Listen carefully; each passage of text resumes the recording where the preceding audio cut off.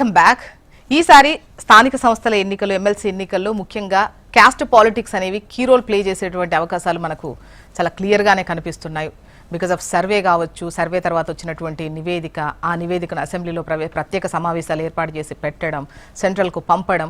But అయినా కూడా ఈ స్థానిక సంస్థల ఎన్నికలు ఆల్మోస్ట్ పాత రిజర్వేషన్ ప్రకారమే నడిచే అవకాశం ఉంది. మరి పార్టీల పరంగా ఎటువంటి స్టెప్ తీసుకుంటారు? ఇస్తారా లేదా అంటే పార్టీలు కట్టుబడి ఉంటాయా? ముఖ్యంగా కాంగ్రెస్ అయితే ఖచ్చితంగా మేము ఇస్తాము, మీరు ఇస్తారా అన్నటువంటి సవాల్ విసురుతున్నటువంటి క్రమంలో వర్షన్స్ ఏ విధంగా ఉన్నాయి? మరి పాత పద్ధతిలోనే స్థానిక సంస్థల ఎన్నికల రిజర్వేషన్స్ నడిచేటప్పుడు ఈ సర్వే ఎందుకు అన్నటువంటి విపక్షాలు కూడా క్వశ్చన్ చేస్తున్న క్రమం మనకు కనిపిస్తోంది. మాట్లాడదాం. గెస్టులు కూడా రెడీగా ఉన్నారు. ప్రస్తుతం స్టూడియోలో మనతో పాటు దిలీప్ ఆచారి గారు, బీజేపీ అధికార ప్రతినిధి. నమస్తే అండి, welcome to the debate. Doctor Dudimetla Balaraju గారు, బీఆర్ఎస్ సీనియర్ నాయకులు. డాక్టర్ చరణ్ కౌశిక్ యాదవ్ గారు, కాంగ్రెస్ అధికార ప్రతినిధి. నమస్తే అండి, welcome to the debate. Okay, ముందుగా దిలీప్ ఆచారి గారు మీతోనే స్టార్ట్ చేస్తాను. ముఖ్యంగా ఈసారి క్లియర్గానే కనిపిస్తోంది, పెద్ద ఎత్తున కాస్ట్ ఈక్వేషన్సే ఈసారి కనిపిస్తున్నాయి. అంటే మామూలుగా ఎప్పుడు ఎన్నికలు జరిగినా రకరకాల లెక్కలతో ముందుకెళ్తారు, కాస్ట్ లెక్కలు అందులో ఒకటి ఉంటుంది. బట్ ఈసారి ఇది మెయిన్గా కనిపిస్తోంది. నమస్కారం అండి. ముందుగా హెచ్ఎంటీవీ యాజమాన్యానికి, ప్రేక్షకులకి 16వ యానివర్సరీ శుభాకాంక్షలు. అదేవిధంగా మా కో ప్యానలిస్టులకు గుడ్ మార్నింగ్ అండి. ఈరోజు బీసీల రిజర్వేషన్ల గురించి కులగణన సర్వే చేసినాము. దాని తర్వాత జరుగుతున్న స్థానిక సంస్థల ఎన్నికలు అని చెప్పి మనం ఘనంగా చెప్పుకుంటున్న సందర్భం. కానీ ఏదో క్షీరసార సాగర మదనం తర్వాత అమృతం వస్తుంది అనుకుంటే విషం వచ్చినట్టు ఇప్పుడు ఈరోజు బీసీల పరిస్థితి ఆ విషం తీసుకునే పరిస్థితి వచ్చింది. ఆశ్చర్యకరమైన విషయం ఏంటంటే ఒక కేటగారికల్గా 2 విషయాలు మాట్లాడుకోవాలి జ్యోత్స్న గారు. ఎస్సీ వర్గీకరణకు సంబంధించిన ఒక కమిషన్ సిఫార్సు చేసింది. క్రిమీ లేయర్ గురించి వాళ్ళు సిఫార్సు చేసిండ్రు. అంటే ఎవరైతే అనుభవిస్తున్నారో ఆల్రెడీ వారి మూమెంట్ పెరిగిపోయిందో వారిని కొద్దిగా రిజర్వేషన్స్ నుంచి తప్పియాలని చెప్పి ఒక సూచన చేసింది ప్రభుత్వానికి ఆ కమిషన్. కానీ అక్కడ ఉండే మాలలు కానీ మాదిగలు కానీ అందరూ కూడా మూకుమ్మడిగా వ్యతిరేకించారు ఆ క్రిమిలేయర్ విధానాన్ని. వ్యతిరేకించి ఆ క్రిమిలేయర్ విధానాన్ని ఎవరైతే పాటించమని చెప్పి కమిషన్ చైర్మన్ సిఫార్సు చేసినారో ఆ సిఫార్సుని తుంగలో దొక్కిన పరిస్థితి చూసినాం మనం. కానీ ఆశ్చర్యకరమైన విషయం ఏంటంటే బీసీలకు సంబంధించిన రిజర్వేషన్లో కోత విధిస్తూ ఆ కులగణన సర్వే రిపోర్ట్ వస్తే ఒక్కరంటే ఒక్కరు, ఇంక్లూడింగ్ ఇప్పుడు మన ప్యానెల్లో కూర్చున్న చరణ్ కౌశిక్ యాదవ్ గారు కూడా ఆ బీసీలకు కులగణన చాలా అద్భుతము, అద్వితీయం అని చెప్తా ఉన్నారు. కానీ 46% కుదించిర్రు, 54% ఉన్నది 46% కుదించిర్రు. కొత్తగా రాజ్యాంగంలో లేనిది, షెడ్యూల్లో లేనిది, ఎక్కడ లేని నిఘంటువులలో లేని పదాన్ని పుట్టించిండ్రు. బీసీ ముస్లింలు అనే ఒక కొత్త పదాన్ని సృష్టించి బీసీలకు తీరని అన్యాయం చేసినారు. రేపు జరగబోయే స్థానిక సంస్థల ఎన్నికల లోపల ఎక్కడికక్కడ ముస్లింలుగా చెలామణి అవుతున్న ప్రతి ఒక్కరు కూడా ఈ నయా బీసీ ముస్లింలు అని చెప్పి ఒక ముసుగేసుకొని వచ్చి వాళ్ళు సర్పంచ్లు, ఎంపీటీసీలు లేదనుకుంటే కార్పొరేషన్లలో కార్పొరేటర్లు, కౌన్సిలర్గా ఎదగడం కోసం ఒక విధంగా ముస్లింలను ముందుకు తీసుకురావడం కోసం బీసీ కులగణన సర్వేని జరిపినరా అని చెప్పి అనుమానాన్ని బీసీ సంఘాలన్నీ, బీసీలందరూ కూడా వ్యక్తపరుస్తున్నారు. కానీ ఆశ్చర్యకరంగా కాంగ్రెస్ పార్టీలో ఉన్న బీసీ నాయకులు మాత్రం సంబరాలు చేసుకుంటున్నారు. దీనికి ఏం సమాధానం చెప్తారు? ఎక్కడ సమాధానం చెప్తారు? ఏ విధంగా కావాలనే ఈ సర్వే పట్ల అబద్ధపు ప్రచారం ప్రతిపక్షాలు చేస్తున్నాయి. రాజకీయంగా మాట్లాడాలి. మీకు తెలిసినంత వరకు మీరు చెప్పండి. 56%, 54% ఉంటేనే కదా, అంతకంటే ముందు 54% ఉంటే కులగణన బీసీల సంఖ్య ఉంటేనే 27% రిజర్వేషన్ వచ్చింది. ఇప్పుడు 46% ఏ విధంగా కిందికి పోయింది? ఇంకొక విషయం అండి, నిజంగానే ఈ కులగణన సర్వే అంత అద్భుతంగా, శాస్త్రీయంగా, సైంటిఫిక్గా జరిగింది అని అనుకుంటే ఏ ప్రాతిపదికన ఇప్పుడు మాదిగల వర్గీకరణ చేసిర్రు, మాల మాదిగల వర్గీకరణ చేసిర్రు? 2011 జనాభా లెక్కల ఆధారంగా మీరు ఆ లెక్కల ఆధారంగా చేసిర్రు. ఈ రోజు అదేంది మా వర్గీకరణ ఎందుకు? మరి మీరు చేసిన సర్వే పైన మీకు నమ్మకం లేకుండా, ఈ ప్రభుత్వానికి నమ్మకం లేకుండా ఈ లెక్కల ఆధారంగా ఎందుకు చేయలేకపోయినరు? ఇప్పుడు మీరు కులగణన సర్వే చేసిర్రు కదా, ఈ లెక్కల ఆధారంగా ఎందుకు చేయలేకపోయినరు? ఇంతకుముందు 2011 జనాభా లెక్కల ప్రకారంగా వర్గీకరణ ఎందుకు చేసిండ్రు? అంటే మీ సర్వే శాస్త్రీయం కాదు, అది అసంకల్పితం, అది అంతా నిజం కాదనేది తెలిసిపోయింది. దానివల్లనే అది చేసిండ్రు. కనుక ఈ రోజు బీసీలనే గొప్పగా చెప్పుకుంటున్న వాళ్ళు, నేను ఇంక్లూడింగ్ బీసీ సంఘాలను కూడా నేను ప్రశ్నిస్తా ఉన్నా. భారతీయ జనతా పార్టీ అధికార ప్రతినిధిగా మొత్తము కాంగ్రెస్ ప్రభుత్వం బీసీల గొంతు నొక్కే ప్రయత్నం చేస్తా ఉంది. బీసీలను తరిమికొట్టే ఈ రాష్ట్రంలో రాజకీయంగా సమాధి చేసే పరిస్థితిలో ఉన్నది. రాజకీయంగానే కాదు, రాజకీయంగా, ఆర్థికంగా, సామాజికంగా, ఉద్యోగ నియామకాలలో కూడా సమాధి చేయడం కోసం ప్రయత్నం చేస్తా ఉంది. కాబట్టి దీనిపైన ఖచ్చితంగా చైతన్యవంతం కావాల్సిన అవసరం బీసీ సమాజానికి ఉంది. దానికి సమాధానం చెప్పాల్సిన అవసరం కాంగ్రెస్ పార్టీకి ఉంది. ఖచ్చితంగా ఎట్టి పరిస్థితుల్లో దీన్ని వదిలిపెట్టే పరిస్థితి లేదు. ఏ విధంగా ముస్లిం బీసీలో పుట్టుకొస్తారండి? కొత్తగా నిఘంటువుల్లో లేని పదాన్ని ముస్లిం బీసీలు 10% అని చెప్పి ఏ విధంగా పుట్టుకొని వస్తారు? స్థానిక సంస్థల ఎన్నికల లోపల బీసీల పేర్ల మీద వాళ్ళని తీసుకొని ప్రయత్నం చేస్తారా? బాలరాజు గారు వర్షం తీసుకుందాం. బాలరాజు గారు మేడం నమస్కారం. నమస్తే అండి.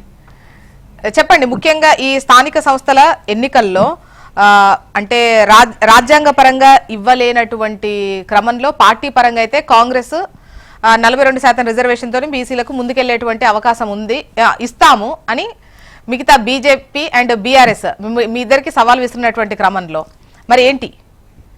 ఒకవేళ రాజ్యాంగపరం అవ్వకపోతే లెక్క అంటే రూల్ లేదు కాబట్టి ఇవ్వమంటారా, లేకపోతే ఇస్తామంటారా? ముందుగా మీకు అదేవిధంగా హెచ్ఎంటీవీ ప్రేక్షకులకి, అదేవిధంగా 16 వసంతాలు పూర్తి చేసుకున్నటువంటి హెచ్ఎంటీవీ యాజమాన్యం, టెక్నీషియన్ అందరికీ మీకు కూడా జ్యోత్స్న గారు శుభాకాంక్షలు. అదేవిధంగా కో ప్యానలిస్ట్ అయినటువంటి కాంగ్రెస్ పార్టీ సీనియర్ నాయకులు అధికార ప్రతినిధి డాక్టర్ శరణ్ కౌశిక్ యాదవ్ గారికి, అదేవిధంగా దిలీపాచారి గారికి, భారతీయ జనతా పార్టీ అధికార ప్రతినిధి నమస్కారం. ప్రధానంగా జ్యోత్స్న గారు ఇవాళ చర్చ జరగాల్సింది ఓకే. ఇంతకుముందు దిలీపాచారి చెప్పినట్టు శరణ్ కౌశిక్ యాదవ్ గారు తను ఎంబీఏలో డాక్టరేట్ చేశారు, తెలంగాణ ఉద్యమంలో ఉన్నారు. వారు కాంగ్రెస్ పార్టీలో ఇలా రేవంత్ రెడ్డి గారి కోర్ టీమ్ లో వారు ఉన్నారు. ఇలా ముఖ్యమంత్రి గారికి హెచ్ఎంటీ ద్వారా చరణ్ కౌశిక్ ద్వారా మీరు తెలియజెప్పదలుచుకుందాం ఏంటంటే, మీరు బీసీలకు సంబంధించిన కులగణన చేశారు. పెద్ద ఎత్తున జియో నెంబర్ 18 ఇచ్చినారు, జియో నెంబర్ 26 ఇచ్చినారు, తర్వాత జియో నెంబర్ 49 ఇచ్చినారు. మీరు డెడికేషన్ కమిషన్ ఏర్పాటు చేసినారు, బీసీ కమిషన్ ఏర్పాటు చేసినారు. కులగణనకు రాష్ట్రంలో దేశంలో ఎక్కర్లేని విధంగా మేమే చేస్తున్నా 150 కోట్లు కేటాయించమని చెప్పేసి మీరే చెప్పినారు. సంతోషం. కులగణన సర్వే చేయాల్సిందే, కులాల లెక్క తేల్చాల్సిందే. దాన్ని భారత రాష్ట్రానికి స్వాగతించింది. అప్పుడే ఆ క్రమంలోనే మీరు జియో నెంబర్ 49 విడుదల చేసినప్పుడు ఆ జియో నెంబర్ 49 అయితే డెడికేషన్ కమిషన్ ఏర్పాటు చేస్తామన్నారు భూసాని వెంకటేశ్వరరావు గారి నాయకత్వంలో. ఆ డెడికేషన్ కమిషన్ ఇచ్చినటువంటి జియోలోనే ఒక నోట్ పెట్టారు మేడం. సుప్రీం కోర్టు తీర్పులకు అనుగుణంగా, అంటే కోర్టు తీర్పులకు అనుగుణంగా డెడికేషన్ కమిషన్ పనిచేస్తుందని మీరు చెప్పారు మేడం. ఇప్పుడు డెడికేషన్ కమిషన్ కోర్టు తీర్పులకు పనిచేస్తుందని చెప్తుందంటే ఏంటి, దాని అర్థం ఏంటి? గతంలో సుప్రీం కోర్టు ఇచ్చిన తీర్పులు ఏదైతే ఉన్నాయో 2010వ సంవత్సరంలో ఏదైతే కృష్ణమూర్తి కర్ణాటక సంబంధించి సుప్రీంకోర్టు గైడ్ లైన్స్ కావచ్చు, అదేవిధంగా మహారాష్ట్ర వికాస్ రావు గవాలి వర్సెస్ జరిగినటువంటి ఏదైతే సుప్రీంకోర్టు సంబంధించిన గైడ్ లైన్స్ కావచ్చు, గతంలో 2022లో మధ్యప్రదేశ్ సంబంధించినటువంటి కేసుల విషయంలో కావచ్చు, అనేక రకాల తీర్పుల విషయంలో ఏముందంటే, ఏది చేసినా అంటే జనగణన వాస్తవానికి చట్టం ఏదైతే జనాభా లెక్కల ప్రకారం 1948 యాక్ట్, జనగణన యాక్ట్ ప్రకారం కేంద్ర పరిధిలో ఉంటుంది. కానీ 2008 ఏదైతే జనగణన కొన్ని మార్పులు చేసి కొన్ని సర్వే చేసుకోవడం కోసం, డాటా సేకరించడం కోసం రాష్ట్ర ప్రభుత్వాలకు కొన్ని అధికారాలు ఇచ్చింది 2008 గణన యాక్ట్ ఏదైతే కొన్ని చేంజెస్ ప్రకారం. తదనంతరం ఏదైతే మీరు ఏమంటారు జ్యోత్స్న గారు, మీరు టీవీ ద్వారా చెప్పేది ఏంటంటే, ఓకే మీరు కులగణన చేశారు, డాటా సేకరించారు, ఆ డాటా కూడా మీరు ఏం చేశారు, డెడికేషన్ కమిషన్ ద్వారా సేకరించిన. కానీ భావదారిద్ర్యం ఏంటంటే మేడం, మంత్రివర్గ ఉపసంఘం లెక్కలు బయట పెడతాం మేడం. నేను అంటున్నాను, ఏ డెడికేషన్ కమిషన్ అయితే మీరు సర్వే చేసిర్రు, ఆ డెడికేషన్ కమిషన్ మీరు సర్వేకి పోయినప్పుడు మీకు వచ్చిన ఇబ్బందులు ఏంటి, 50 రోజులు చేసిందని చెప్పేసి మీరు మాట్లాడుతూ ఉన్నారు. 50 రోజులు వెళ్ళిన తర్వాతకి మీకు వచ్చిన ఇబ్బందులు ఏంటి చెప్పాల్సిన బాధ్యత డెడికేషన్ కమిషన్ ఉంటది. కానీ మంత్రివర్గ ఉపసంఘం ఈ లెక్కలు బయట పెట్టడం అంటే, మరి 2011 జనాభా లెక్కలనే మీరు బయట పెట్టినట్టు కనపడుతుంది తప్ప కొత్తగా లెక్కలు స్వీకరించినట్టు లేదనేది భారత రాష్ట్ర సమితి యొక్క అభిప్రాయం.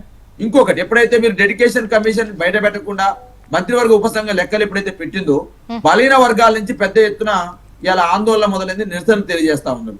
బీసీ సంఘాలు కావచ్చు, బీసీ హక్కుల కమిటీ కోసం అనేక సంవత్సరాలు పనిచేస్తున్నటువంటి ఇప్పుడు సర్వే ఎలా జరిగింది, రీసర్వే చేయాలని పట్టుబట్టడం ఇవొక ఎత్తు. ఇవైతే ముఖ్యంగా 42% రిజర్వేషన్ ఇస్తామని హామీ ఇచ్చారు. సో ఇక్కడ రాజ్యాంగ పరంగా వర్కౌట్ అవ్వకపోయినా పార్టీ పరంగా ఇస్తాము అంటోంది కాంగ్రెస్.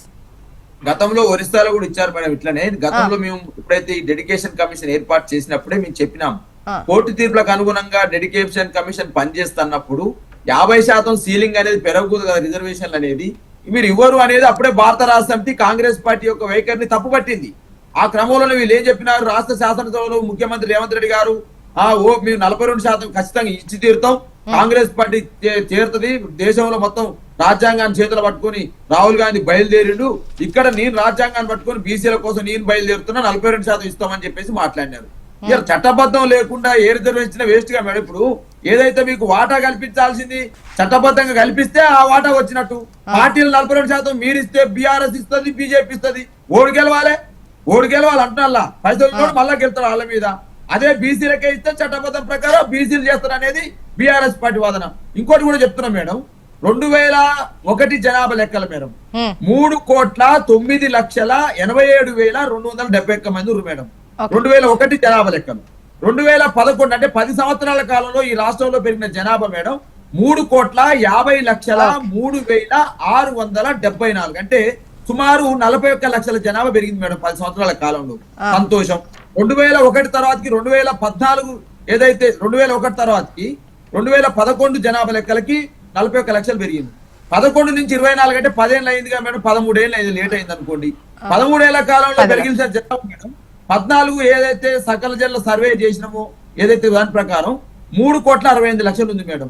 3,68,00,000 2024 అంటే 10 ఏళ్లలో 2 లక్షలే పెరుగుతాం మేడం జనాభా. ఇది ఎక్కడ అన్యాయం మేడం? గ్రోత్ రేట్ చూసుకున్నా కూడా గ్రోత్ రేట్ ప్రకారం జనాభా వృద్ధి జరగాల్సిన ప్రకారం 1.3% పెరగాలి, 1.3% పెరగాలి. మరి ఆ విధంగా చూసుకున్న 10 సంవత్సరంలో 13.58% పెరగాలి. ఆ ప్రకారం చూసుకున్న 50 లక్షల జనాభా పెరగాలి.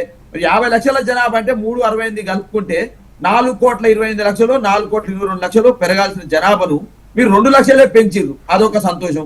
మీ బీసీ కమిషన్ చైర్మన్ గా పనిచేసిన నిరంజన్ గారు పొన్నం ప్రభాకర్ బీసీ మంత్రికి రిపోర్ట్ ఇస్తూ 3,63,000 కుటుంబాలు ఏదైతే ఈ సర్వేలో పాల్గొనలేవు, 16 లక్షల జనాభా సమస్య జనగణన జరగలేదు, హైదరాబాద్ లో డోర్లు మూసేసినాయి, కుక్కలో వదిలిపెట్టారు కాబట్టి పోలేమని సర్వే నిర్వాహకులు చెప్తారు. కుక్కలో వదిలిపెడితే సర్వే మేడం ఇది ఒక అన్యాయం ఉంది. ఇంకొకటి ఒకసారి చరణ్ గారు 50% పైన జనాభా ఉన్న సమస్య ఇది. రేవంత్ రెడ్డి గారు కోటర్ ఇక్కడ ఉన్నది కాబట్టి ముఖ్యమంత్రి గారు చెప్తున్నారు. ఇంకోటి జ్యోత్స్న గారు ఇవాళ బీసీ కమిషన్ చైర్మన్ పనిచేసి నిరంజన్ గారు ఒకవైపు, మీ ప్రభుత్వ సలహాదారు కేశవరావు గారు ఒకవైపు, అదే విధంగా పొన్నం ప్రభాకర్ గారు ఒకవైపు, మీ బీసీ ఎమ్మెల్యేలు ఒకవైపు ఇచ్చినారు రీసర్వే కండక్ట్ చేయమని చెప్తున్నారు. మీరు రీసర్వే కండక్ట్ చేయకుండా తరగగా ఉన్న బీసీ లెక్కల్ని బయటికి పంపించేసి బీసీల జనాభాను తక్కువగా చూపించి అస్తవ్యస్తం చేసి ఏం చేద్దాం అనుకుంటున్నారు? ఎలక్షన్లు పెడదామని చెప్పేసి ఆల్రెడీ చరణ్ గారు వర్షం తీసుకుందాం. చరణ్ గారు సర్వే చేసిన విధానం పైన కొన్ని విమర్శలు అయితే ముఖ్యంగా ఈ సర్వే నివేదిక వచ్చిన తర్వాతే స్థానిక సంస్థల ఎన్నికలు ఉండే విధంగా ప్లాన్ చేస్తున్నామని పదే చెప్పినటువంటి మీరు ఈ ఎన్నికలు మాత్రం పాత రిజర్వేషన్ పద్ధతిలోనే జరిగేటువంటి అవకాశం అయితే క్లియర్ గా కనిపిస్తోంది. బీఆర్ఎస్ పార్టీ ఏంటంటే ఈ కాంగ్రెస్ ప్రభుత్వం సమగ్ర కుటుంబ ఇంటింటి సర్వే నిర్వహిస్తున్నప్పుడు అసలు 75 అంశాలతో ఎందుకు సర్వే చేయాలి అని చెప్పేసి అప్పుడు కాంగ్రెస్ ప్రభుత్వాన్ని ప్రశ్నించారు, ప్రజలు గందరగోళం క్రియేట్ చేశారు.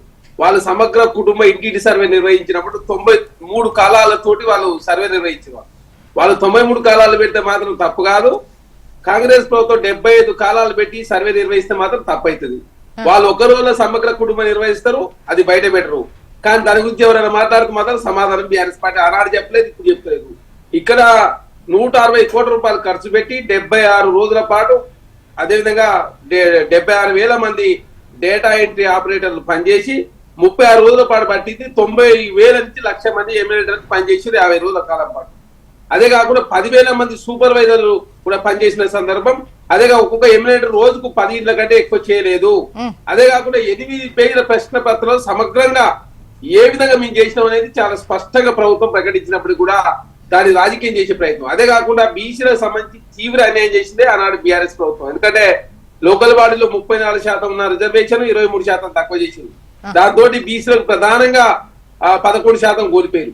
అదే కాకుండా తర్వాత ఏమైంది, సర్పంచ్లలో 11% కోల్పోతే ఎంపీటీసీ జెడ్పీటీసీలలో ఏకంగా 18% కుదించారు. 18 అంటే దాదాపు ఇంకా 34% నుంచి 18 అంటే దాదాపు అక్కడ ఇంకొక 16% కోల్పోయిన పరిస్థితి.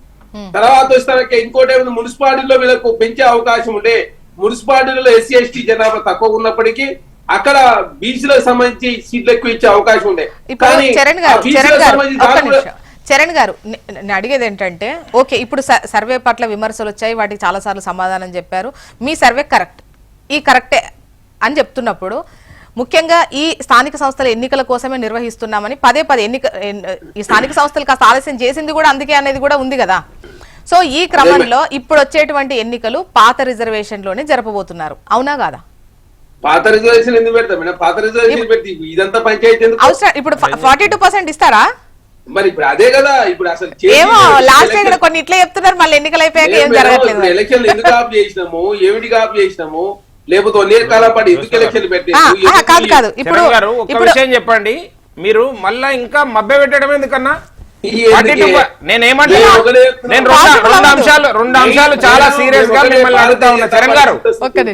రెండే అంశాలు సూటిగా అడుగుతున్నా, మీరు చెప్పండి. గుజరాత్ పోదాం, గుజరాత్ లోకల్ భారతీయ జనతా పార్టీ గుజరాత్ గురించి కాదు మనం మాట్లాడుతున్నది, తెలంగాణలో ఉన్నాము, తెలంగాణ గురించి మాట్లాడుతున్నాం. చరణ్ గారు ఒక్కటే నిమిషం, నేను 2 విషయాలు అడుగుతాను సూటిగా, నాకు చెప్పండి, సమాధానం చెప్పండి. బీసీ ప్రధానమంత్రి, బీసీ ప్రధానమంత్రి అంటారు, బీసీ కేంద్ర మంత్రి అంటారు, పార్లమెంట్ లో ఎక్కువ మంది ఉంటారు. చరణ్ గారు ఒకటే స్ట్రైట్ గా ఒక క్వశ్చన్ అడుగుతా, మీరు చెప్పండి అన్న. వినండి మిత్రమా. చరణ్ గారు నేనేమడుగుతున్నానంటే, మీరు దేశానికి తలమానికంగా బీసీ కులగణన సర్వే చేసినామని చెప్పిండ్రు చరణ్ గారు. ఓకే ఒక్క నిమిషం ఆగన్నా, నేనేమడుగుతున్నాను, ఇప్పుడు ఏమంటున్నాడు చరణ్ గారు, 42% వినండి. నేను అడుగుతున్నది ఏంటంటే, నేను అడుగుతున్న విషయం వినండి చరణ్ గారు. రేవంత్ రెడ్డి గారు సాహసోపేత నిర్ణయం తీసుకున్నాడు, మంచిదే,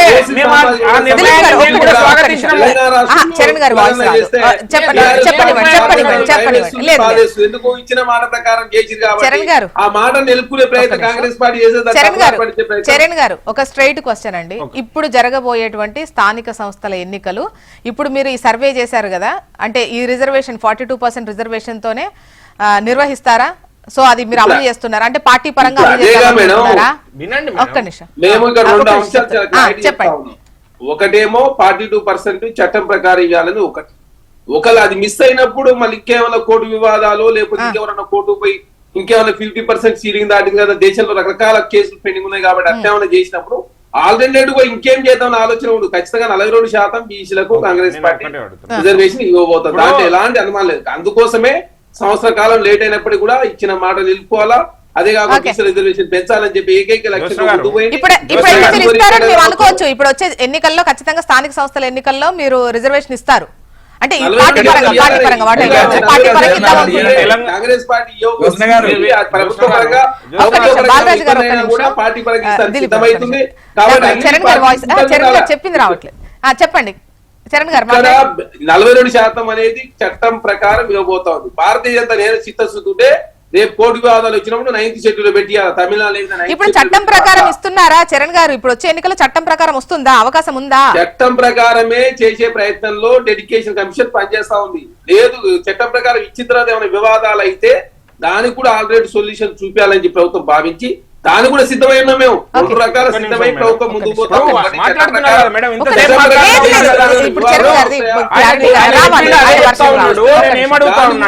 ఎదుర్కోవాలని చెప్పేసి ప్రభుత్వం ముందుకు పోతా ఉంది.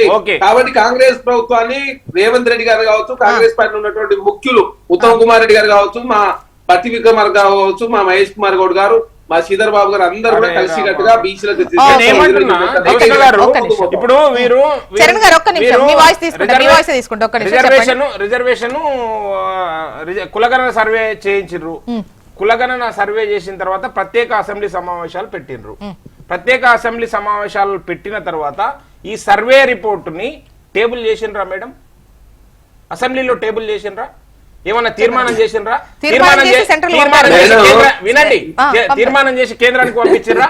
కేంద్రానికి పంపించక ముందుకే మీరు టేబులే చేయకుండా మేము 42% రిజర్వేషన్లు ఇస్తామని చెప్తే ఇస్తారా అని మీరు కూడా ఎంత తెలంగాణ ప్రజల్లాగా అమాయకంగా అడుగుతా ఉంటే వారి ఈ అమాయకత్వాన్ని వాళ్ళు ఆసరాగా చేసుకొని వినండి నేను ఒకటే విషయం చెప్తాను. దిలీప్ గారు వేరే విషయాలు ప్రత్యేక సమావేశాలు ఏర్పాటు చేసిందే దీనిపైన టేబుల్ చేసిండ్రా రిపోర్ట్ టేబుల్ చేసిండ్రా నేను అడుగుతున్నది తీర్మానం చేసిండ్రా కేంద్రానికి పంపించిండ్రా అదే చెప్తా ఉన్నాం మేడం. కర్మ ఈ తెలంగాణ సమాజాన్ని ఈ విధంగా మోసం చేస్తా ఉన్నారు. చేయలేదు మేడం, అసలు టేబుల్ చేయలేదు మేడం. రెండో అంశం చెప్తా ఉన్నా. ఇదో మీరు గందరగోళం పరచకండి చరణ్ గారు, ప్రజల్ని గందరగోళం పరచకండి. అరే ఆగటమ్మా, భారతీయ జనతా పార్టీ బీసీలకు సంబంధించిన సమస్య గురించి మాట్లాడుతా ఉన్నాము. పార్టీలకు సంబంధించిన సమస్యగా నాకు అవకాశం ఇచ్చి కాదు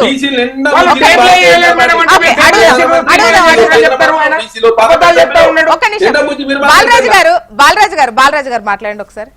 ఒక్క నిమిషం వాయిస్ తీసుకుంటాం. బాలరాజు గారు మాట్లాడండి. సమగ్ర సమాచారం ఉంది ఆగే నా దగ్గర ఆగే చరణ్ కౌశిక్ అడుగుదాం. 2014లో ఏదైతే SKS సర్వే ద్వారా 64.44% వచ్చినటువంటి ఎస్సీల జనాభా 2024 సర్వేకి వస్తాకనే 61.84 తగ్గింది. సంతోషం, తగ్గించారు ఎస్సీ జనాభాని. రెండోది మరి ఏదైతే బీసీ జనాభా సంబంధించి అడుగుతున్న చరణ్ కౌశిక్ గారు, మీరు బీసీ లీడర్, మీరు మాట్లాడాలి అవసరం ఉంది. డాక్టరేట్ మీరు MBAలో డాక్టర్ చేసిన చరణ్ గారు, మీరు కోర్ కమిటీలో ఉన్నారు, మీరు ఇలా అడుగుతున్నారు. మీరు ఎమ్మెల్సీగా పోటీ పడుతున్నారు అంటున్నారు. మీరు బీసీల కోసం కొట్టాడితే మిమ్మల్ని స్వాగతిస్తారు బీసీలు. నేను అడుగుతున్న చరణ్ గారు, 2014లోనేమో 1,60,000 ఇప్పుడు మీరు 1,48,041,009 వస్తుంది.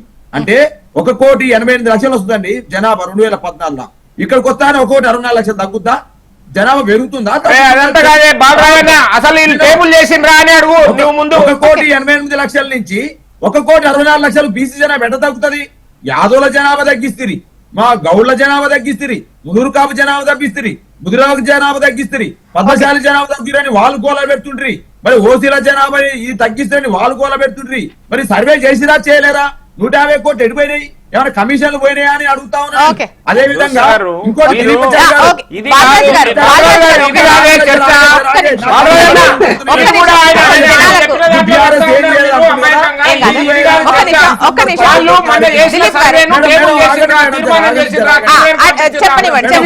చెప్పనివ్వండి. దిలీప్ చారి ఆగు నాయన, నువ్వు ఆగు. December 18, 2004లో కేసీఆర్ నాయకత్వంలో బాలరాజు గారు మీరు కూడా ఇట్లా మాట్లాడితే నేనేమడుగుతున్నా, చేసిన సర్వే రిపోర్ట్ ను టేబుల్ చేసినరా, అసెంబ్లీలా తీర్మానం చేసినరా, కేంద్రానికి పంపించినరా?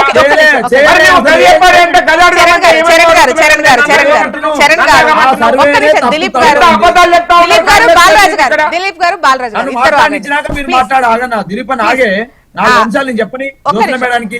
బాలరాజు గారు ఒక్క నిమిషం, చరణ్ గారు సమాధానం చెప్తారు. చరణ్ గారు, మేడం ఇక్కడ ఇది కొంత వివాదాలు ఉన్నాయి, ఇవన్నీ సమగ్రంగా టేబుల్ చేసి ఇంకోటి చేసి కొన్ని వివాదాలు వచ్చే అవకాశం ఉంది. చాలా చట్టం ప్రకారం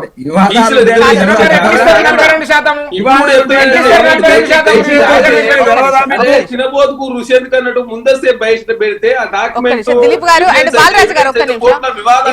చరణ్ గారు మీరే అంటున్నారు కొన్ని ఇబ్బందులు ఉన్నాయి, కొన్ని వివాదాలు ఉన్నాయని. అవి పరిష్కారం అవ్వకుండా మీరు ఎట్లా పంపిస్తారు? ఇవన్నీ ఉన్నా కూడా కోర్టు ఒప్పుకునే అవకాశాలు లేవు, రాజ్యాంగపరంగా ఇబ్బందికరంగా ఉంది అంటే మీరు ఇవే చేయనప్పుడు స్థానిక సంస్థలు ఇవి కుదరకపోతే పార్టీ పరంగా ఇస్తామనడం కరెక్టేనా? మేడం ఇక్కడ దయచేసి అర్థం చేసుకోవాల్సింది ఏంటంటే, ఇప్పుడు బయట పెడితే కొన్ని విషయాలు లీగల్ గా బయట పెడితే ఆ డాక్యుమెంట్ తీసుకుని యథావిధిగా కోర్టులో కేసు ఇచ్చినప్పుడు స్టేలు వస్తాయి. కాబట్టి దాన్ని ఎప్పుడు ఏ విధంగా బయట పెట్టాలో ప్రభుత్వానికి తెలుసు మేడం. లీగల్ ఒపీనియన్ తీసుకుని ఇప్పుడు నీకు బీసీలో పెంచాలనా వద్దా? మీరు ఆ భారతీయ జనతా పార్టీ ఎంతసేపు మొత్తం భారతీయ జనతా పార్టీ చూద్దామండి. ఇప్పుడు ఈ స్థానిక సంస్థల ఎన్నికలు ఖచ్చితంగా వీటిలలో క్యాస్ట్ పాలిటిక్స్ అయితే ఈసారి క్లియర్ గా కనిపిస్తున్నాయి. చూద్దాం ఏం జరుగుతుందో. మరి పార్టీల పరంగా వస్తాయా లేవా అనేది కూడా ఒక డౌట్ అయితే ఉంది. చూద్దాం. ఒక చిన్న బ్రేక్ తీసుకుందాం. బ్రేక్ తర్వాత ఈ రైతు భరోసాకు సంబంధించి 1 ఎకరానికైతే అయింది, 2-3 ఎకరాల్లో తొందరలోనే పడుతుంది అని అంటున్నారు. అయితే వీటితో పాటు భూములకు సంబంధించి సర్వే లెక్కలు సరిగా లేవు, సర్వే నెంబర్లలో భూముల వివరాలు కనిపించట్లేదు, దానివల్ల రైతు భరోసా అమౌంట్ పడట్లేదు అన్నటువంటి విమర్శలు కూడా వస్తున్నాయి. దానిపై ముందుగా చరణ్ గారితోనే స్టార్ట్ చేద్దాం. చరణ్ గారు, ఏంటి రైతు భరోసాకు సంబంధించి 1 ఎకరం వాళ్లకు పడింది, 2-3 ఎకరాల వాళ్లకు. అయితే ఈ 1 ఎకరము 2 ఎకరాలు వీటికి సంబంధించి కూడా ముఖ్యంగా సర్వే నెంబర్స్ లో సరిగా వివరాలు లేవు, భూమిలో కోత విధించారు అన్నటువంటిది కూడా ఏదో వస్తోంది. ఏంటి మేడం? అనవసరంగా బీఆర్ఎస్ పార్టీ రాజకీయం నిన్న ఒక ఇష్యూని పెద్ద ఎత్తున తిప్పిరు. ఏది తక్కువ వేసిర్రు రైతు భరోసా రైతు బంధు అని చెప్పేసి నిన్న పెద్ద ఎత్తున రాజకీయం చేసిర్రు. దానికి సంబంధించి కూడా నిన్న చాలా స్పష్టంగా నిన్ననే మీకు క్లారిటీ ఇచ్చింది. ఇక్కడ వాళ్ళకున్న భూమే వాళ్ళకున్నదే 31 గుంటలు ఉంటే 1650 రూపాయలు వేసిరని చెప్పేసి వాళ్ళు రాజకీయం చేసారు. కానీ వాళ్ళకున్న భూమి 11, వాళ్ళకున్న భూమి కలిసాం మేడం, వాళ్ళకున్న భూమి ఎంత, వాళ్ళకున్నదే 11 గుంటలు. ప్రభుత్వం నిన్న చాలా స్పష్టంగా 11 గుంటలు ఉంటే దాన్ని 31 గుంటలు అని చెప్పేసి ఈ బీఆర్ఎస్ పార్టీ సంబంధించిన ఒక స్క్రైబ్ అని ఒక యూట్యూబ్ అదే పోస్టులు పెడతా ఉంటారు, తెలంగాణ స్క్రైబ్ అని చెప్పేసి దాంట్లో రాజకీయం చేసింది. నిన్న చాలా స్పష్టంగా ప్రభుత్వం వివరించింది 30 గుంటలు కాదు, వాళ్ళకున్నది 11 గుంటలే, ఇదంటే రికార్డ్ అని చెప్పేసి ప్రభుత్వం బయట పెట్టే సందర్భం. కాబట్టి ప్రతి దాన్ని రాజకీయం చేసే ప్రయత్నం బీఆర్ఎస్ పార్టీ చేస్తా ఉంది, ప్రజల్లో అందరూ కూడా క్రియేట్ చేసే ప్రయత్నం చేస్తా ఉంది. మార్చి 30వ తారీఖులో మొత్తం రైతు భరోసా, ఆ గతంలో బీఆర్ఎస్ ప్రభుత్వం రైతు బంధు 5,000 రూపాయలు ఇస్తే 6,000 రూపాయలు ఇస్తూ మొత్తం అందరికి వేసే ప్రయత్నాలు భాగంగా ప్రభుత్వం ముందుకు పోతా ఉంది. 31వ తారీఖు లోపు వేస్తామని చెప్పి ప్రభుత్వం ప్రకటించింది. ఇప్పటి వరకు 2 ఎకరాల లోపు పూర్తి కాబోతా ఉంది. కాబట్టి ఎవరు కూడా రైతు భరోసా ఎగ్గొట్టే ఉద్దేశం కాంగ్రెస్ ప్రభుత్వం లేదు. అంతకుముందు ఏం చేసింది కాంగ్రెస్ ప్రభుత్వం? సీలింగ్ పెడుతుందని భారతీయ జనతా పార్టీ, కండిషన్లు పెడుతుందని, ఇన్కమ్ ట్యాక్స్ యాక్ట్లో గీయదని. కానీ పిఎం సంబంధి కిసాన్ వాళ్ళు పెట్టినటువంటి పథకంలో మాత్రం భారతీయ జనతా పార్టీ అక్కడ ఇన్కమ్ ట్యాక్స్ కట్టేటోళ్ళకి ఇయ్యరు, ఉద్యోగం చేసేటోళ్ళకి మాత్రం ఇవ్వరు. వీళ్ళు మాత్రం తెలంగాణ రాష్ట్రంలో కాంగ్రెస్ ప్రభుత్వం Bharatiya Janata party BRS party పెద్ద ఎత్తున ప్రచారం చేసింది. కానీ ప్రభుత్వం ఒక సదుద్దేశంతో వ్యవసాయ యోగ్యమైన భూమి ఏదైనా కూడా వ్యవసాయానికి యోగ్యమైన భూమికి రైతు భరోసా ఇస్తా అని చెప్పి దాని ప్రకారం తెలంగాణ రాష్ట్రంలో కాంగ్రెస్ ప్రభుత్వం రైతు భరోసా ఆల్రెడీ 2 ఎకరాల వరకు ఇచ్చారు. అంతకుముందు ఏదైతే సెలెక్టెడ్ ఏదైతే మండలంలో ఒక విలేజ్ మొత్తం 100% రైతు భరోసా సాయం ఇచ్చిన సందర్భం. కాబట్టి తెలంగాణ రాష్ట్రంలో గతంలో ధరణి వల్ల కొంత ఇబ్బంది అవుతుంది. ఎందుకంటే టెక్నాలజీ మారడంతో ఆ మార్పులు చేస్తున్నప్పుడు ఏకంగా టెక్నాలజీలో ఉన్న భూమి మొత్తం ఎగిరిపోయే ప్రమాదం ఉంది. కాబట్టి దాన్ని చాలా సున్నితంగా అంశంగా పరిగణించి ఎన్ఐటి వాళ్ళు చాలా స్మూత్ గా డీల్ చేస్తా ఉన్నారు. ఖచ్చితంగా ధరణి ప్లేస్ లో భూభారతి రాబోతా ఉంది. కాబట్టి భూభారతి కూడా లేట్ అవడానికి కారణం కూడా ఆ టెక్నాలజీలో కొంత జపాన్ సంబంధించిన టెక్నాలజీ వాళ్ళు ఈ చేంజ్ చేసే క్రమంలో డేటాను ఎగిరిపోయే ప్రమాదం ఉంది. కాబట్టి దాన్ని స్మూత్ గా హ్యాండిల్ చేస్తా ఉన్నారు. ఖచ్చితంగా దానిలో భాగంగానే రైతు భరోసా కూడా అన్ని అంటే వ్యవసాయ యోగ్యమైన భూమి కూడా ఇస్తున్నది. కాబట్టి ఎవరు కూడా అదే రేపడాల్సిన అవసరం లేదు. బాలరాజు గారు, ఈ రైతు భరోసాకు సంబంధించి ముఖ్యంగా కొన్ని రైతులకు ఉన్నటువంటి అనుమానాలు, అపోహలు, భయాలు వీటన్నింటినీ ముఖ్యంగా బీఆర్ఎస్ కావాలనే రాజకీయం చేసి రైతు భరోసాకు సంబంధించి ఇటువంటి సిచ్యువేషన్స్ క్రియేట్ చేస్తోందని కాంగ్రెస్ అంటోంది. ఇప్పుడు మేడం నేను ఏమంటే జ్యోత్స్న గారు, ఎంత బీఆర్ఎస్ పార్టీ క్రియేట్ చేసినా రైతులకు మీరు సక్రమంగా చెల్లించారు అనుకోండి, ఇవ్వాల్సింది రైతులు అప్పుడు మాత్రం రారు కదా. మేము రాజకీయం చేయాల్సిన అవసరం ఏముంటది? ఇవాళ నేను 2 ఎకరాలు ఉన్న వాళ్ళకు మీరు నిన్ననే 2,000 కోట్లు ఏదో పైచీలకు విడుదల చేసిందని చెప్పినారు. ఇంతవరకు 2 ఎకరాలు ఉన్న వాళ్ళకి మెసేజ్ రాలేదు మేడం. 2 ఎకరాల వాళ్ళకి మెసేజ్ రాలేదు. నిన్న వరంగల్ సంబంధించిన రైతు సంబంధించి పోతే ఏంటంటే ఏదో 1 ఎకరం వాళ్ళకి అయినట్టున్నది. 2-3 ఎకరాలు త్వరలో స్టార్ట్ అయింది మేడం. స్టార్ట్ అయినా మెసేజ్ రాకపోవడం వల్ల చూసుకున్నారా? ఫైన్. మెసేజ్ రావట్లేదు. మెసేజ్ రాకపోతే ఇంటికి బ్యాంకు పోయినాకో ఇది కొర్రిందని చెప్పడము. ఏమంటే వేస్తారా? గతంలో కేసీఆర్ గారు ఇట్లా వదిలిపెట్టంగానే, రైతు బంధు నిధులు వదిలిపెట్టంగానే టకా టకా టకా టకా నేను ఏం చెప్పాలి సార్? ఇప్పుడు మీరు 2 అంశాలు రుణమాఫీ చేస్తామంటారు, రుణమాఫీ రైతు భరోసా ఇస్తామని మేము 15,000 ఇస్తామని మీరే అంటారు. మేము అన్నమా 10,000 మేము ఇస్తామని అంటే మీరు 15,000 ఇస్తామంటారు. ఆ 15,000 కాస్త 12 తగ్గిస్తుంది. ఆ 12 తగ్గించినా కూడా ఇప్పుడు అందరికి కూడా వేయలేకపోతుంటది. నేను ఏమంటే కంట్రీ, రప్పల కంట్రీ, పెట్రోల్ బంకులని ప్రచారం చేస్తుంది. 2 లక్షల ఎకరాలే ఉన్నాయని ఇప్పుడు సాగుకు యోగ్యంగా భూమి తేల్చింది మీరే కదా. 1,53,00,000 ఎకరాలలో 1,51,00,000 ఎకరాల భూమి సాగు అవుతుందని మీరే అన్నారు. 2 లక్షల ఎకరాలే సాగు కాలేదంటే ఇక రాళ్ళు రప్పల కేవలేస్తుంది. రైతులను ఏమైనా దొంగలు చేస్తుంది, కాసేపు ఎక్కువ తీసుకుంటారని. నేను ఏమంటున్నాం అంటే రైతాంగానికి సంబంధించి మీరు రుణమాఫీ మొత్తం చేస్తామన్నారు. 2 లక్షలు ఇంతవరకు కూడా చేయకపోతుంది. ఇలా రైతు బంధుని వేస్తామంటే అదే కేసీఆర్ ఇచ్చిన రైతు బంధుని మొదటిసారి ఇస్తుంది, రెండోసారి వేస్తామని 12 చేస్తుంది. మరి ఇవాళ రైతులకు ఎందుకు మీరు ఇంత ఇబ్బంది పెడతా ఉన్నారు? రైతు ప్రభుత్వాన్ని మీరే జబ్బలు దలుచుకుంటారు, రైతుకు న్యాయం చేస్తామంటారు. ఇవాళ మళ్ళా మొదలైంది మేడం, మళ్ళా ఇవాళ ఈ సేవ ఆఫీస్ ముందు, మీ సేవ ఆఫీస్ ముందు, జిరాక్స్ సెంటర్ల ముందు మళ్ళా క్యూ లైన్లు మొదలైనవి. గతంలోనే ప్రజాపాలన దరఖాస్తుల పేరుతోటి మళ్ళా క్యూ లైన్లు, ఇత్తనాల షాపుల ముందు క్యూ లైన్లు, ఎరువుల షాపుల ముందు క్యూ లైన్లు, మళ్ళా ఇవాళ మళ్ళా క్యూ లైన్లు మొదలైనవి. మళ్ళా ఈ రైతు బంధు కూడా వచ్చే పరిస్థితి లేదు. కాబట్టి దిలీప్ ఆచార్య గారి వర్షన్ తీసుకుందాం, మళ్ళీ మనకు సమయం ఉండదు. ప్లీజ్ బాలరాజు గారు తీసుకుంటా, మళ్ళీ ఒకసారి తీసుకుంటాం మీ వాయిస్. కొడంగల్లోనే మొత్తం పెద్ద ఎత్తున రైతాంగం వచ్చింది, పెద్ద ఎత్తున తరలి వచ్చిరు మీ ప్రభుత్వం చేస్తున్న చర్యలకు వ్యతిరేకంగా. దిలీప్ గారు జ్యోత్స్న గారు, ఇప్పుడు చరణ్ కౌశిక్ గారు చెప్తా ఉన్నారు అందరికి ఇస్తున్నాము, మార్చి లోపల మేము అందరికి ఇచ్చే ప్రయత్నం చేస్తామని చెప్తా ఉన్నారు, అందరికి ఇస్తున్నామని చెప్తున్నారు. ఏవి ఇయ్యరు వీళ్ళు. 100 రోజులు అన్నారు, అంతకంటే ముందు December 9th అన్నారు, తర్వాత 100 రోజులు అన్నారు, తర్వాత సంవత్సరం అన్నారు, ఆ దేవుడు అన్నాడు, ఈ దేవుడు అన్నారు, అందరి పేరు చెప్పిర్రు. ఈ రోజు మళ్ళీ మార్చి లోపల అందరికి క్లియర్ చేస్తామని చెప్తా ఉన్నారు. ఎవరికి క్లియర్ చేసే పరిస్థితులలో లేరు, అన్ని అబద్ధాలు చెప్తా ఉంటారు, ఇట్లా కాలయాపన చేస్తూ ఉంటారు. సంవత్సర కాలం గడిచింది, మహిళలకు ఇస్తామన్న 2500 రూపాయలు అక్కడనే పోయినాయి, వాళ్ళకి ఇస్తామన్న తులం బంగారం అటే పోయింది, స్కూటీలు అటే పోయినాయి, రైతు భరోసా అటే పోయింది. రైతు భరోసా ఎంత ఇస్తామని చెప్పారండి ఎన్నికల మేనిఫెస్టోలో? 15,000 ఇస్తామని చెప్పారు, 12,000 ఇస్తామని చెప్తా ఉన్నారు ఇప్పుడు తగుదనమ్మా అని చెప్పి. అది కూడా మార్చి లోపల ఇస్తారంట. ఇంతకుముందు రెండు రైతు బంధులు ఎగ్గొట్టిర్రు ఆల్రెడీ. ఎందుకు మీరు ఈ మభ్యపెట్టుడు కార్యక్రమాన్ని మానుకుంటే మా చాత అయితే లేదు అని చెంపలేసుకోండి ప్రజల ముందరకు వచ్చి. కనీసం మీ నిజాయితీనైనా గుర్తిస్తారు. ఏది మాట్లాడకుండా అబద్ధాలు చెప్పి అది చేస్తాం ఇది చేస్తామని చెప్పి మీరు ఏ అంశం తీసుకున్నా కాంగ్రెస్ పార్టీ ఈ రోజు ప్రజలకు ఇచ్చిన ప్రతి వాగ్దానాన్ని ఒమ్ము చేసింది, ప్రజల నమ్మకాన్ని ఒమ్ము చేసింది. ప్రజాక్షేత్రంలో ఈ రోజు తిరగలేని పరిస్థితుల్లో ఉన్నారు. మేం కాదు అడుగుతున్నది, మేం కాదు చెప్తున్నది, కాంగ్రెస్ పార్టీ కార్యకర్తలు. కాంగ్రెస్ పార్టీ అధికారంలోకి వస్తే మాకు వెలుగబెడతారని చెప్పి వారికి ఓటేసిన కాంగ్రెస్ పార్టీ కార్యకర్తలే ఈ రోజు నిలదీస్తా ఉన్నారు. వారి ఎమ్మెల్యేలని, వాళ్ళ మంత్రులని, వాళ్ళ ముఖ్యమంత్రిని అందరూ ప్రజాక్షేత్రంలో నిలదీస్తా ఉన్నారు. ఎవరో చెప్తే రైతులు వచ్చి రెచ్చిపోయి ప్రభుత్వం మీద దాడి చేసి లేకుంటే ప్రభుత్వాన్ని పైన దుమ్మెత్తిపోయారు కదా. మీరు అర్థం చేసుకోండి, ఇప్పటికైనా క్షేత్రస్థాయిలో ఉన్న విషయాలను అర్థం చేసుకోకుండా మీరు నేల విడిచి సాము చేసే విధంగా మాట్లాడితే దానివల్ల ఏం ఉపయోగం లేదు. ఈ రోజు మా చెవులకి వినసొంపుగా ఉంటాయి. మార్చి వరకు వేస్తాము అని అంటే మార్చి దాకా ఎదురు చూస్తాము. మార్చి తర్వాత ఏమంటాం? మీరు అబద్ధాల కోరు అని అన్నమా? ఇంతకుముందు December 9th అన్నారు, అబద్ధాలు మనిషి రేవంత్ రెడ్డి అన్నాం, మాట మీద నిలబడని మా రేవంత్ రెడ్డి అన్నాము. తర్వాత 100 రోజులలో అన్నాడు, అబద్ధాల మనిషి అని అయిపోయిండు, చేతగాని మనిషి అయిపోయిండు. ఇప్పుడు మార్చి లోపు అంటున్నారు 15,000 అన్నాడు, 12,000 చేసిండు. ఆ 12,000 కూడా ఎకరా ఎకరా ఎకరా ఎకరా అని చెప్పిండ్రు. మన మొత్తము ఏం చెప్పారు, సంబరాలు చేసుకున్నారు. మొత్తం రేషన్ కార్డులు ఇస్తున్నాము, ఇందిరమ్మ ఇల్లు ఇస్తున్నాము, అన్ని ఇస్తున్నాం అని చెప్పి మండలానికి ఒక ఊరును సెలెక్ట్ చేసుకుని 561 గ్రామాలలో మీరు ఆ కార్యక్రమాన్ని చేసిండ్రు. మిగతా ఊర్లన్నీ ఎదురు చూస్తా ఉన్నాయి. అది కూడా కొనసాగిస్తలేరు. ఎన్నికల కూడా వచ్చిందని చెప్పి మళ్ళీ బంద్ చేసిండ్రు. ఏందండి మీరు? మీ పాలన ఏం జరుగుతా ఉంది? మీ పాలన వల్ల ఏం ఒరగబెట్టిర్రు? ప్రజలకి సామాన్యునికి ఏం ఒరిగిందో ఒకటి చెప్పండి.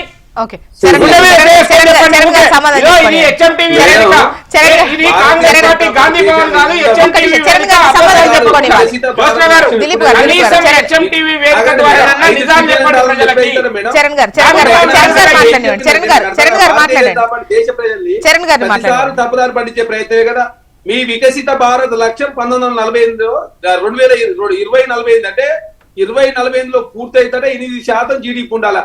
కాంగ్రెస్ తో 2014 ముందు జీడీపీ 8% ఇచ్చిపోతే నరేంద్ర మోడీ గారు 6.3% దేశాన్ని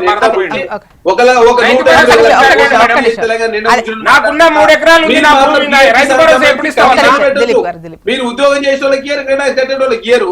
కాంగ్రెస్ తో రైతు భరోసా వ్యవసాయోగ్యమైన భూమికి ఇస్తా ఉంటే మీకు వచ్చిన నొప్పి ఏంటంటే నాకు అర్థం కాకర్తా. మీరు ఎవరు తీసుకొచ్చి బీహార్కి ఇచ్చిన, తెలంగాణకి ఏమైనా నిధులు తీసుకొచ్చారా? భారతీయ జనతా పార్టీ 8 మంది ఎంపీలు 8 మంది ఎమ్మెల్యేలు, కేంద్రంలో 2 మంత్రులు తెలంగాణ నిండా ముంచి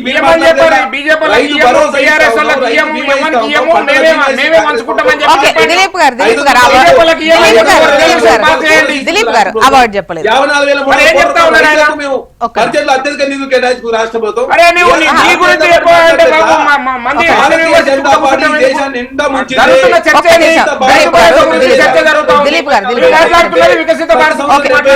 ఉద్యోగాలు ఇవ్వాలి, 8% జీడీపీ తప్ప లక్ష్యం సాధ్యం కాదని చెప్పేసి ఎకనామిక్ సర్వే మీ కేంద్ర ప్రభుత్వ సర్వే స్పష్టంగా ప్రకటించింది కదా. దేశాన్ని మీరేంట ముందు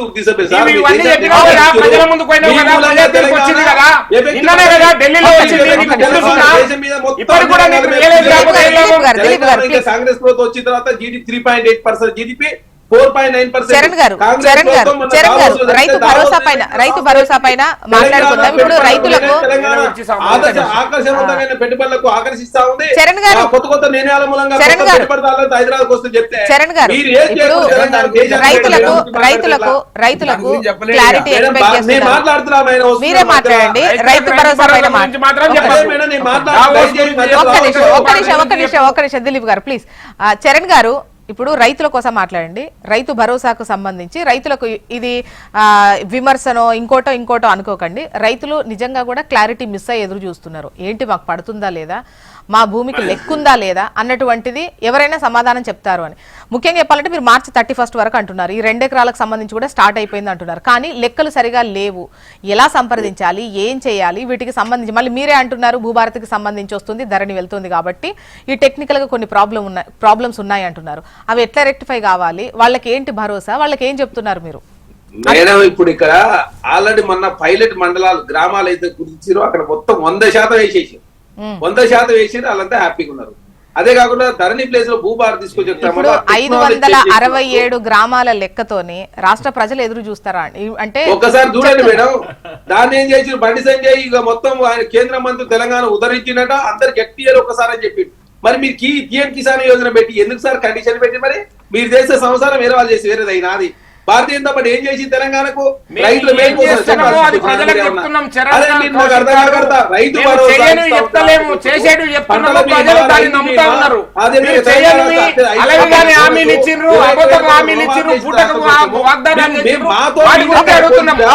రైతు కమిషన్ ఏర్పాటు చేసుకొని కొత్త వంగడాలు ఎట్లా ఏర్పాటు చేసుకోవాలి, ఏ విధంగా పంటలు పండించుకుంటే లాభం బాలరాజు గారు తర్వాత మళ్ళీ చరణ్ గారు మీరే మాట్లాడదు. ఒక నిమిషం బాలరాజు గారు మీరేమన్నా అడగాలి మాట్లాడాలనుకుంటే మాట్లాడారు.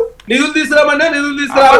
ఒక్క నిమిషం దిలీప్ గారు చరణ్ గారు మన టాపిక్ డైవర్ట్ అవుతోంది. ప్లీజ్ దయచేసి బాలరాజు గారు మొత్తం సర్వనాశనం చేసింది భారతీయ జనతా పార్టీ. ఒక్క నిమిషం చరణ్ గారు ఫైనల్ గా కన్క్లూడింగ్ గా మీరు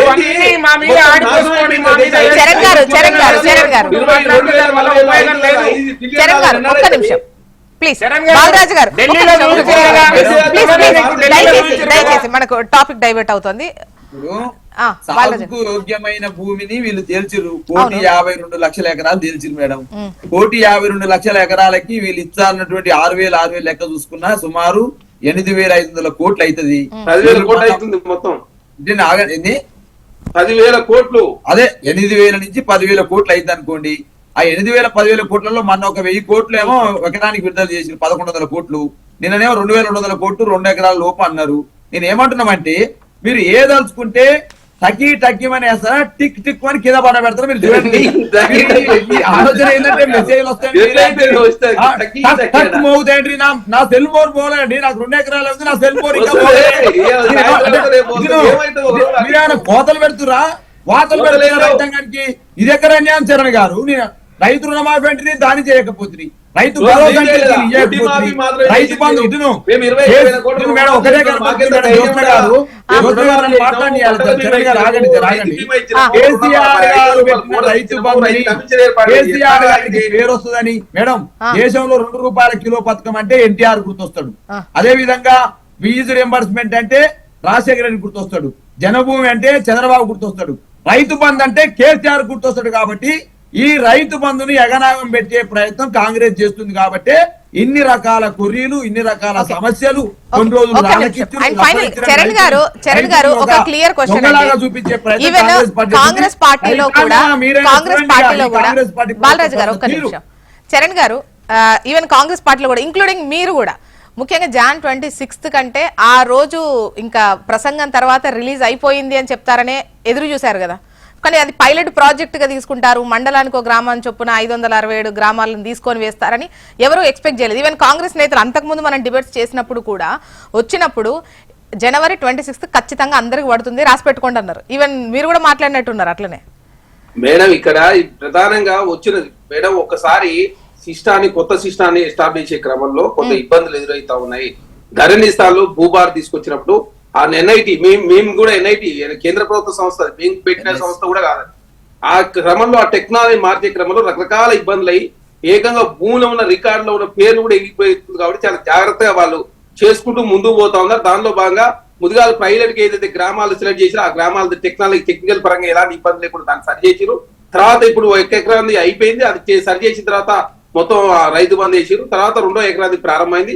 ఇవాళ లేకపోతే రేపు మార్నింగ్ వరకు 2 ఎకరాలు పూర్తయితే. కాబట్టి ఇంకొకటి 5 ఎకరాలు దాటితే 90% మొత్తం పూర్తయ్యే విధంగా తెలంగాణ రాష్ట్రంలో 5 నుంచి 10 ఎకరాల లోపు ఎక్కువ మంది ఉన్నారు. కాబట్టి మొత్తం సమస్యలను పరిష్కారం చేసే దిశలో ఒకసారి పూర్తి స్థాయి పరిష్కారం అయిపోతే భవిష్యత్తులో ఇట్లాంటి సమస్యలు రాకుండా చూసుకునే ప్రయత్నం కాంగ్రెస్ ప్రభుత్వం చేస్తా ఉంది. గతంలో 7,500 కోట్ల రూపాయలు 10,000 అంటే 10,000 కోట్ల రూపాయలు అవుతా ఉంది. అందుకే ఆ 5,000 రూపాయలు ఇస్తే ఆ 1,000 రూపాయలు పెంచినందుకే 2,500 కోట్ల ఇప్పుడు రైతులు ఎదురు చూసేది కూడా అదే. మీ దగ్గర ఎక్స్పెక్ట్ చేస్తుంది ఒకటే అండి, ముఖ్యంగా క్లారిటీతో కూడినటువంటి ఒక ప్రకటన అయితే ఎక్స్పెక్ట్ చేస్తున్నారు, అది ఇవ్వాలని కోరుతున్నాం. And thank you so much అండి డిస్కషన్ లో పాల్గొన్నందుకు చరణ్ గారు, బాలరాజు గారు, దిలీప్ గారు. థ్యాంక్ యూ అండి. ఇది వాళ్ళ న్యూస్ అనాలిసిస్. చూస్తూనే ఉండండి HM TV. వార్త ఆగదు, నిజం తాగదు.